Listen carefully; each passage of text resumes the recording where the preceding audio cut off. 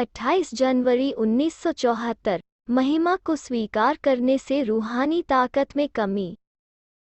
एक बच्चे को मनोहर शिक्षाएं देते हुए रूहानी पिता परमात्मा शिव बोले, बच्चे तुम युद्ध स्थल पर उपस्थित रूहानी योद्धा हो, फिर कहीं योद्धापन भूल अपनी सहज सुखाली जीवन बिताते हुए अपने जीवन के प्रति साधन और संपत्ति लगाते हुए समय व्यतीत तो नहीं कर रहे हो।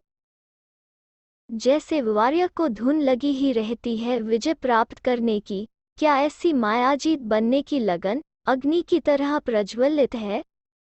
बच्चे, अब आपके सामने सेवा का फल साधनों के रूप में और महिमा के रूप में प्राप्त होने का समय है। इसी समय अगर यह फल स्वीकार कर लिया तो फिर कर्मातीत स्टेज का फल, संपूर्ण तपस्वीपन का फल और अतीन्द्रिय सुख की प्राप्ति का फल प्राप्त न हो सकेगा।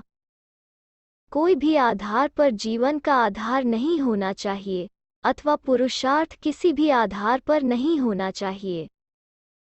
इससे योग बल की शक्ति के प्रयोग में कमी हो जाती है और जितना ही योग बल की शक्ति का प्रयोग नहीं करते, उतनी ही वो शक्ति बढ़ती नहीं। योग बल अभ्यास से बढ़ता जरूर है।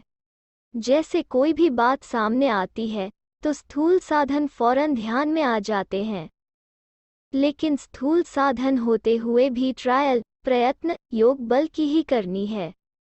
अच्छा,